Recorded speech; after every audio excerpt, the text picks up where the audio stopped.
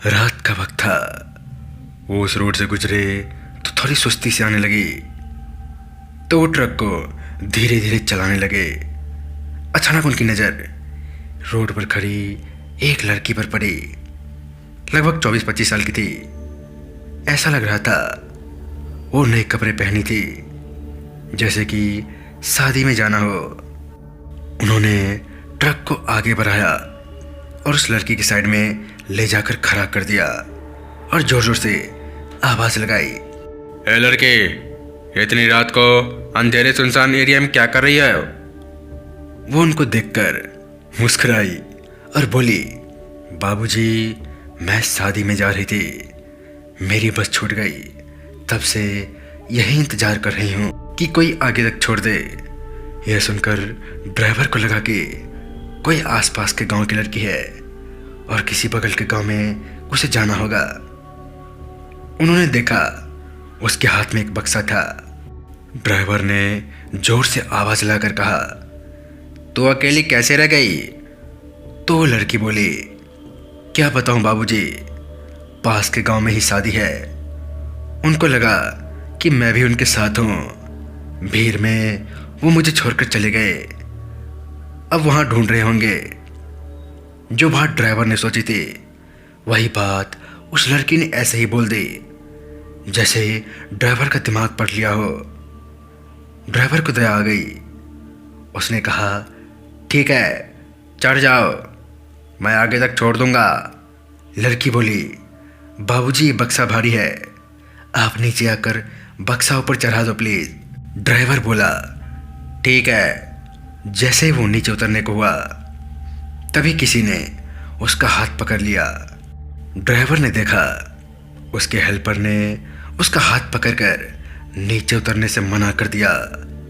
वो हेल्पर उसी इलाके का था और वहां को अच्छी तरह से जानता था।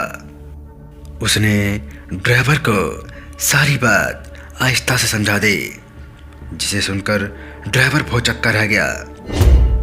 नीचे से वो लड़की आवाज लगाकर बोली, बाबूजी, नीचे आकर मेरा बक्सा ऊपर चढ़ा दो। अब की बार हेल्पर बोला, चलना है तो खुद ही ऊपर आ जा, हम क्या तेरे नौकर लगे हैं? यह कहकर हेल्पर ने इशारे से ड्राइवर को ट्रक चलाने को बोला। देखते ही देखते उस लड़की के चेहरे के भाव बदल गए।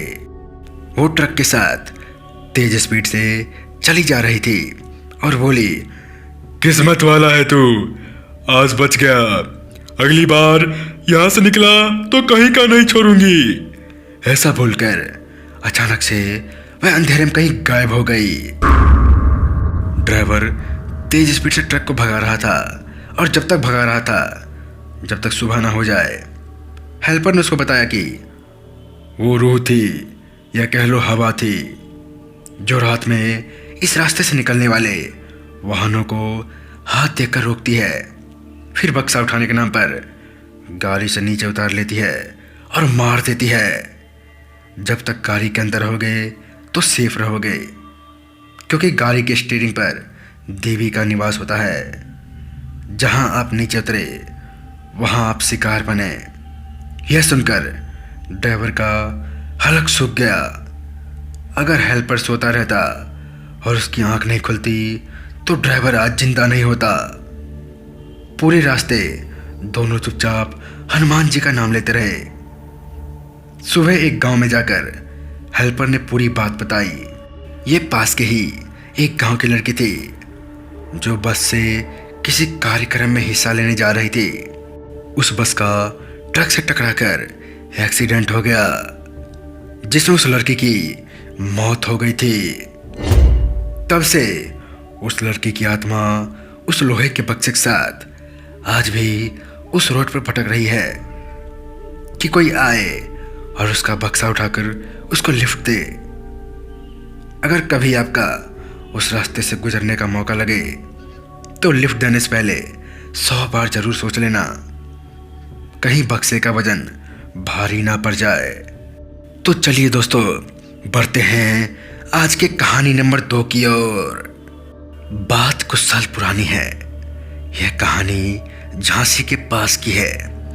वो अंकल एक फैक्ट्री में काम करते थे। फैक्ट्री शहर से बहुत दूर थे।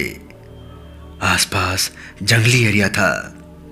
उस इलाके में शहर से वही लोग आते थे जिन्हें फैक्ट्री में जाना होता था।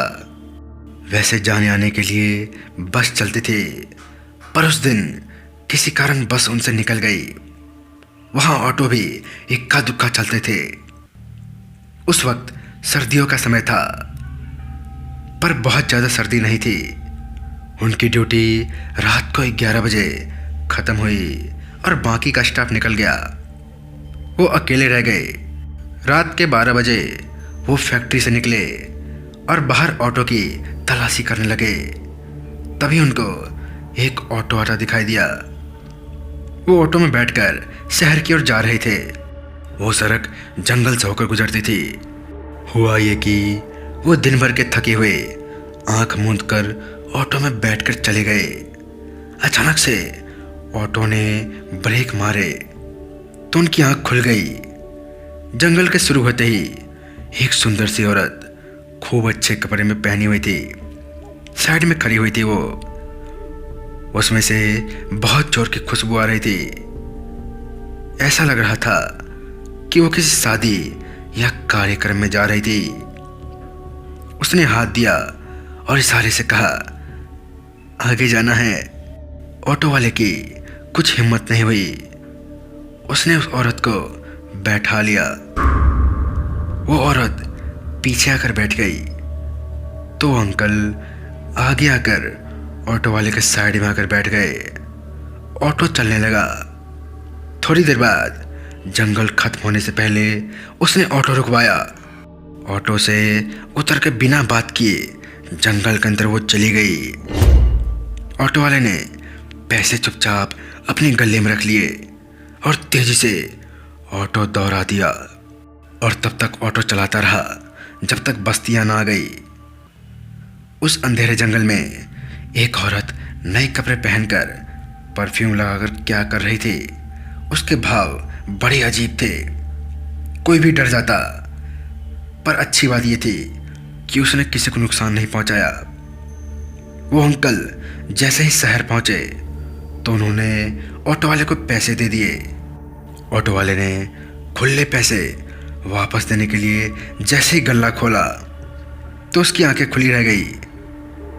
गले में उन पैसों की जगह जले हुए कोयले पड़े हुए थे। अब कहने को तो कुछ भी बाकी नहीं था। उनके अनुसार उनका वास्ता एक चुड़ैल से पड़ गया। वो कौन थी नहीं पता, पर उन कोयले का जवाब नहीं। उस दिन के बाद से वो कभी अकेले उस रास्ते से नहीं गए। तो दोस्तों, अगर आपको कहानी अच्छी लगी तो चैनल को लाइक सब्सक्राइब कीजिए। मिलते हैं इसी कहानी के साथ।